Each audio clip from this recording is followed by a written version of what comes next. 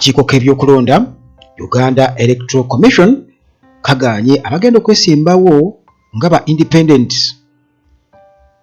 obuteerondera bubonero nti bagenda kubeera nga munnange babalondera bulondere. Kale wabadde okutabula kw'amaanyi nnyo ku kiseera ekyokusasula naddala ssente eza nomination. Shamim Malende ayawukanye n'ebba ensonga munnange babaziwadde, ate nga abaana bagamba nti olaba tukuba presidential advisor n'atuuka okugenda ku kitanda ng'ate oleeta Mozambique Uganda Cranes bwetyo munnange mu kibalo ekya World Cup. IGG Betty Kamya kirabika munnange akaseera ke kaweddeko Gen. Museveni ayinza obutamwongera mulimu butamwongera kisanja kirala abalaalo beeriisa nkuuli ate era mu mambuka ga Uganda. Bwetyo munnange bwetugenda okubeera nga tutambula kawolawola wano ku Uganda at large mu mikwesese nga bulijjo teweerabira aba maintenance palace gye bali nnyo ate nga bano balina solar systems ezitalina alina bakubireko balina ebyamasannyalaze byonna balina ebyamazzi byonna okukosa ne Hillside View Apartments wali ejjanyi ku Church Entebbe Road tuuka Namulanda Kitende Kajjansi buuza Hillside View Apartments ejjanyi ku Church awo weziri ebbeeyi munnange nnungi nnyo. Kale bwe tuti munnange tutandika mpola yalonda endagamuntu eya Kyalimpa Rest Sarah naawe munnange tukusaba obeere wa kisa ekirabo kya mitwalo 10 endagamuntu eriko Kyalimpa Rest Sarah kati ba munnange wagironda ekirabo kya mitwalo 10 enamba zange weziri awo emisembe 1015 endala esembyayo 73 tutandikirewa Shamim Malende omanyi ono yabuvuddeko amawulire gonna gabadde munnange gamuwandikako ne gwabadde abugulana naye ku kya Kampala Women MP era nga ono si mulala ye Zahara Luyirika mu kuva mu KCC ewali naye munnange bano bonna mukubeera nga babadde balwanira kaadi ya NUP kakati munnange ate ebyo nga bikyali wabbali bwatyo avuddeyo n'atutegeeza nga bwayawukanye n'ebba. Kale amawulire mu kutambula awo gonna n'ebbaawe kennyininyini yabaddeko ku platform emu nga ayogera ensonga nno awaza akubaliga mbuuyo yamukwatira mu bwenzi n'ebirala naye abantu gamugamba naawe oli mwenzi biki. Kale kwegamba abamu nga bagamba nti yeye ensonga munnange ey'okubeera nga weesubulira ku mukazi. Kale n'olw'ensonga eyo wandibadde weeyeeya bagamba musajja olwo naye nga ye Shamim Malende munnange avuddeyo publicly n'adisowninga baawe kakati nnaku ntono nnyo nga tefunaba kutuuka ku nomination y'aba candidates ey'abamemba ba parliament 2026 general elections Kampala Women MP Shamim Malende bw'ati munnange ate era akomyewo mu mawulire Shamim Malende era essaawa eno si muntu w'ebbali oba okuva mu gavumenti naye ate munnange okuva eri omuntu gwe wali badde ogamba nti aliddiya nnyo gy'ali kakati munnange olunaku lwakutaano ono yatutegeeza n'atugamba nti ye ekizibu kyalina takyasobola munnange kwakiseesinga social media platforms ze omusajja olwedde kye yeegaana agamba nti ye yasemba mbu namwaka guwedde okubeera nga akwasaganya platforms za Shamim Malende za social media.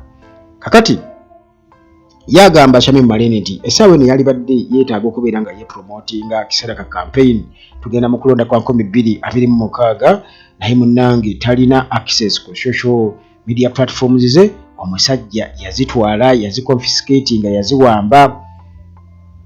Kakati munnange ababiri bano kigambibwa okuba nti baawukanye naye era nga bw'omanyi munnange abantu bo bagamba nti oba oliawo nti amawulire gali gabadde ate gamuli bubi abamu bagamba bali mu bubadi bagezaako kubeera nga babikka amawulire gali agabaddewo ebbanga lyonna. Kakati munnange ono atutegeeza kuba ne bbaawe yabadde ku mutimbagano nga naye atutegeeza agamba nti yensonga lwaki tabadde active ku social media kubanga munnange ebyo byonna bbaawe yabiwamba. Kale bw'atyo yabadde yeetondera abawagizi be ensonga lwaki tebakyamulaba nnyo ku social media accounts ze. Agamba nti official verified pages zawambibwa era bw'atyo munnange atutegeeza.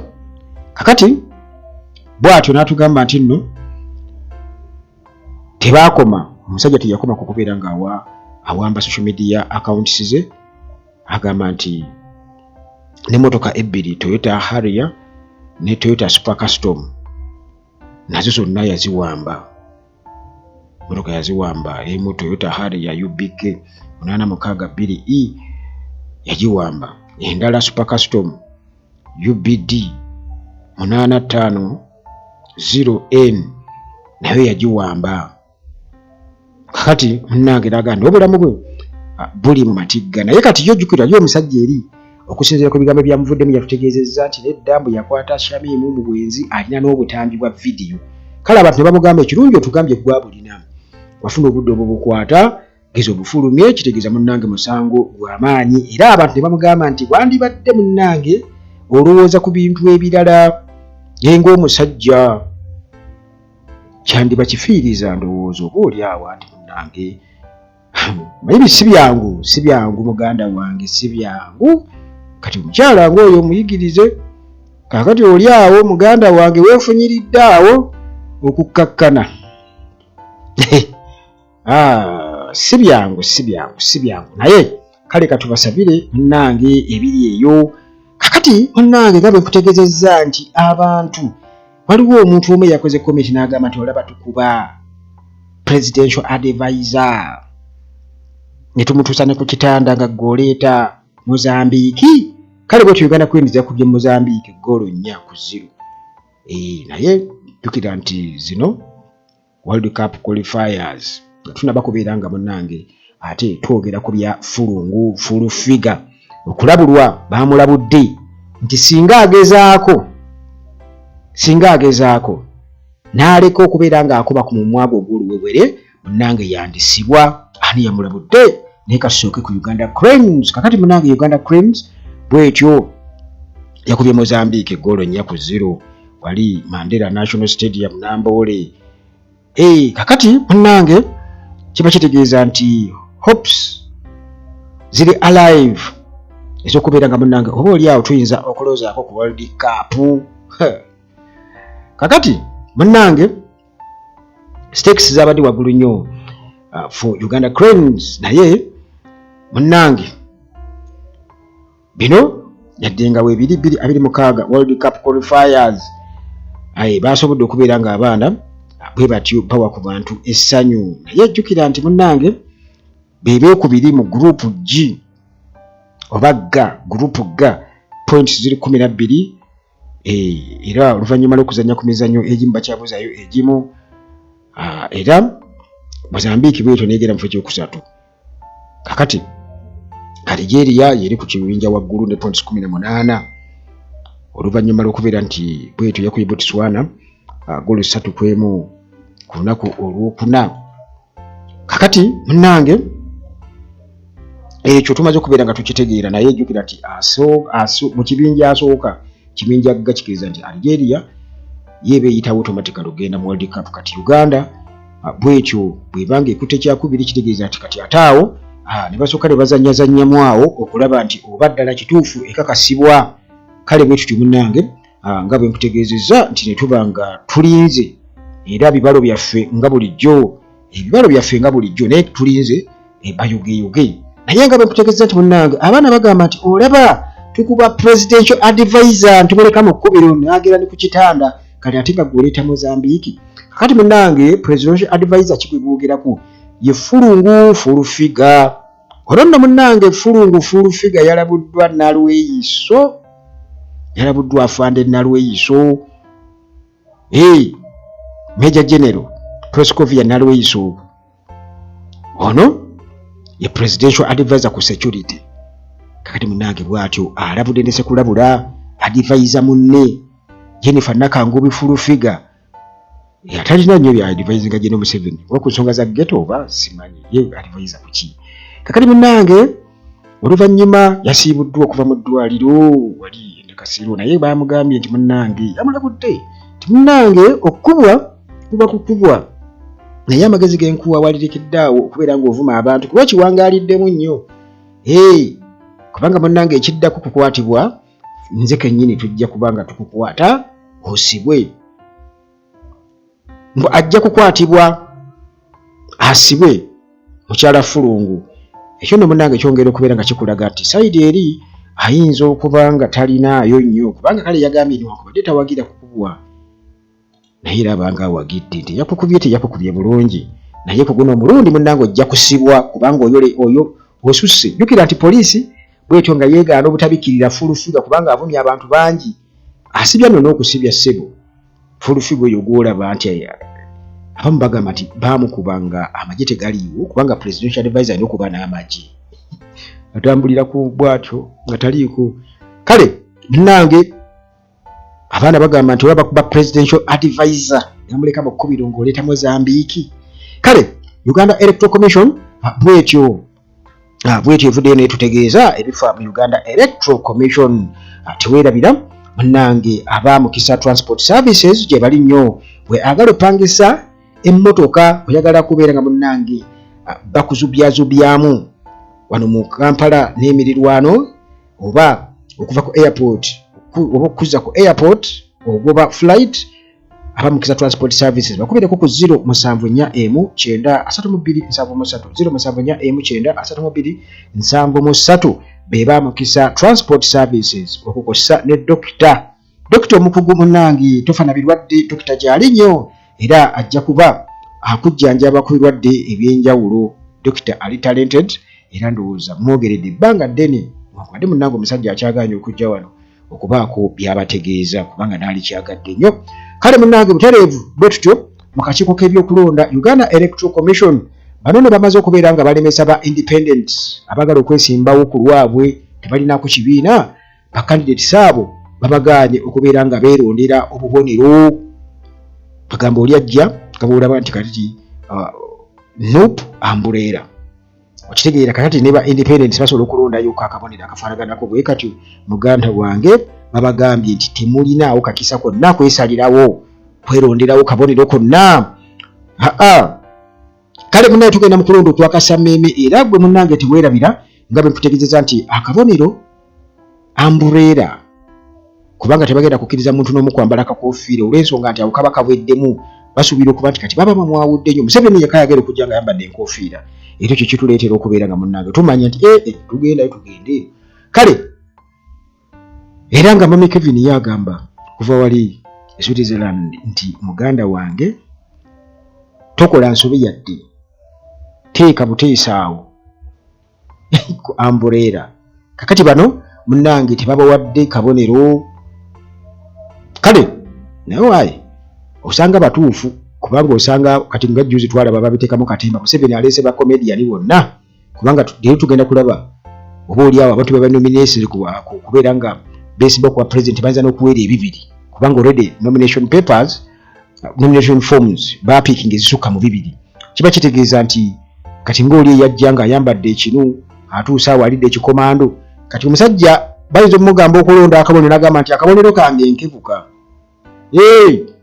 omulongo ng'ayagala gubeereko ssebukuka bwe muzannya omusajja ayinza okuga nti nga zize kubanga kati bagenzeyo nga ba drawings be baagala drawings nga bazirina akakiiko k'ebyokulonda ne kabagamba nti nedda tetujja kubaawo nasaakasaawo. Kakati kwabadde kutabulatabulwa kwennyininyini era nga abamu ku ba independent batabuddwa naddala mu kusasula ssente. Jjukira nti akakiiko k'ebyokulonda ko kagamba balina sasula mu KCCA so nga ate abamu babadde basasudde ku Uganda Revenue Authority. Kale bwe batyo nga basaba Uganda Revenue Authority basabye akakiiko k'ebyokulonda kayambeko kakwatagane Uganda Revenue Authority babaddize ssente ezo naye ku basajja bano nga bwe tubamanyi mu kwagala akasente bayinza okugamba bayinza okugenda akakali ka goods was sold not returnable mwasasudde ddala muli bannayuganda zonna zigenze mu nsawo.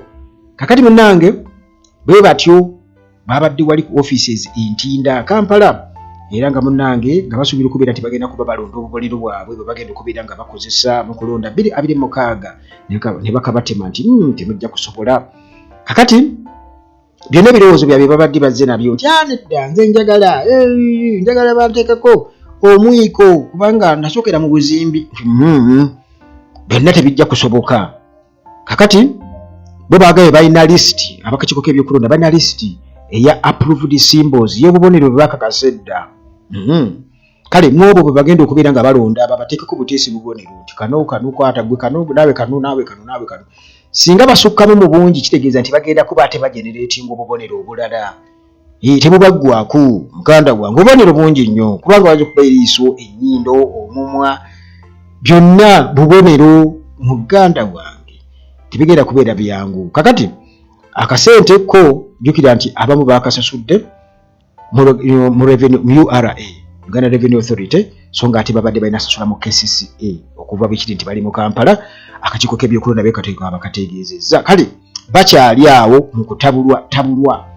Alright, eyo nga tuvuddeyo muganda wange tuyombeko ate ewa IGG Betty Namisango Kamya tuli omwe ono munnange okusinziira ku bigambo bya Museveni bye yayogerako gibuvuddeko emabegako ayinza obutadda era munnange IGG Olive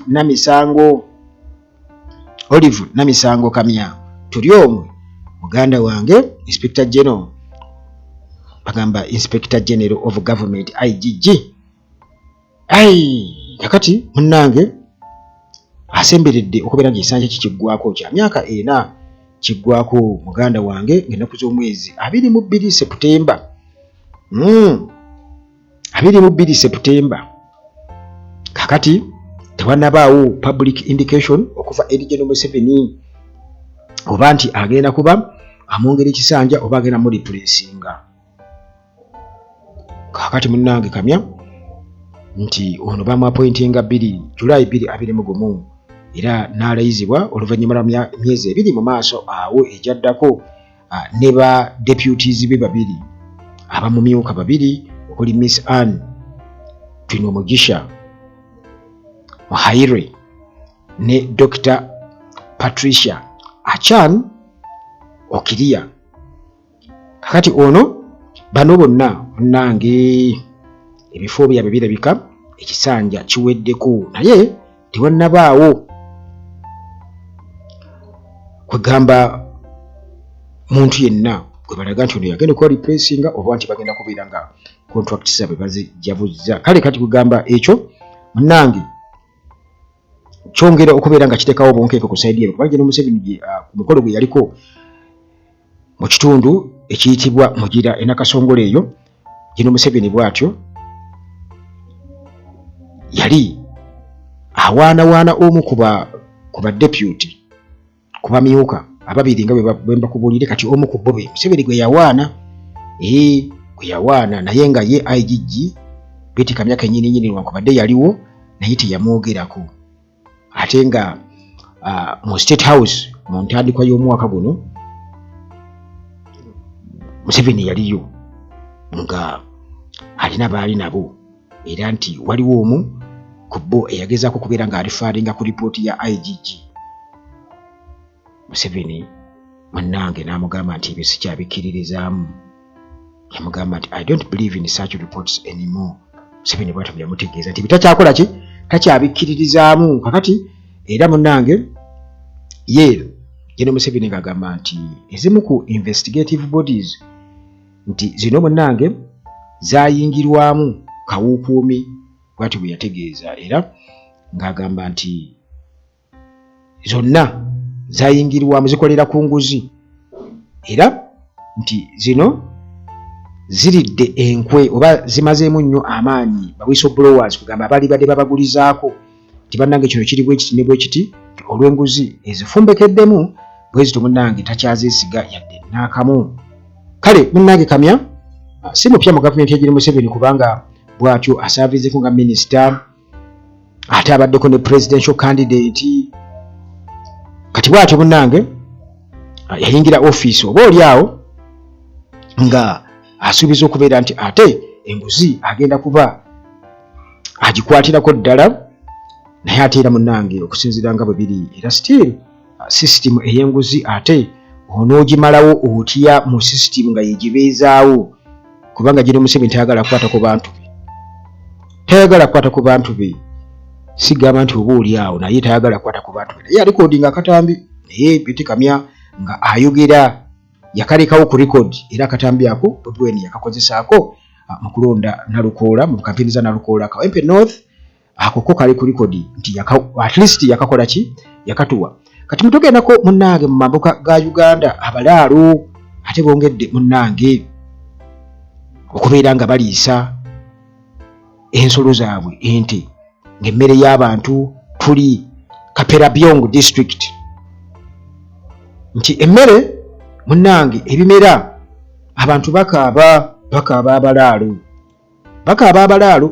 era nga bagamba nti bano munnange baliisa emmere naye ng'ate kigambibwa okuba nti bwe babagoba eri gye babagoba bwe batyo bayeyongerayo mu districts endala era munnange bwe batyo ne bongera okubeera nga baliisa emmere ente ze baziriisa emmere so ng'ate abatuuze abamu bakaaba naye nti ate waliwo abalala ababa invitinga kugamba nti basasula ssente waliwo kati wamu gye basasula $1.5 abantu ne bagamba mujye muliisize wano ente zammwe so ng'ate munnange mu kuziriisa ate zigenda ne zirya emmere y'abantu ekyo munnange kiri awo tetumanyi ki kye bagenda kubeera nga bakikolera abamu baba invitinga so ng'ate bano tebasobola kubeera nga munnange bakyebeera bo bagenda baliisa buliisa n'ejjoogo lyabwe sigenda kubeera nga nsukawo wano ate tusekane mu mboozi zaffe eziddako wano ku Uganda Talaaga nga bulijjo akuume